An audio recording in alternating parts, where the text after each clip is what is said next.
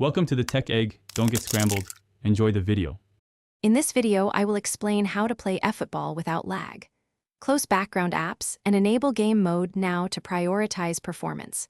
Adjust in-game settings to balanced or low graphic presets and set frame rate to 60 where possible. Use a stable Wi-Fi connection or a good mobile hotspot to reduce network latency and packet loss. Restart your device before long sessions and avoid charging while playing to limit thermal throttling. In this video, I will explain how to play Efootball without lag. Test your Wi-Fi speed and move closer to the router if needed to lower ping. Consider 5 GHz Wi-Fi or an Ethernet adapter for consistent throughput and less interference. Close background downloads and pause cloud backups while playing. If possible, use a dedicated mobile hotspot with strong signal to avoid shared network congestion and packet loss. In this video, I will explain how to play Efootball without lag.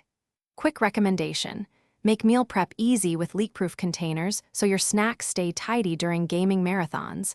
They save spills and keep you focused. If you're finding this helpful, please subscribe and like the video to support more content. Check the description for the link and other deals, and now let's get back to the video. In this video, I will explain how to play Efootball without lag. Keep your device cool by removing bulky cases and avoiding direct sunlight during play. Lower demanding visual settings like shadows and textures to reduce GPU stress and maintain consistent frames. Disable background syncing and vibration for tiny performance gains. Consider a controller with low input lag and set touch sensitivity to your comfort for quicker, more reliable responses during matches. Thanks for watching. Consider subscribing if I helped unscramble your problems.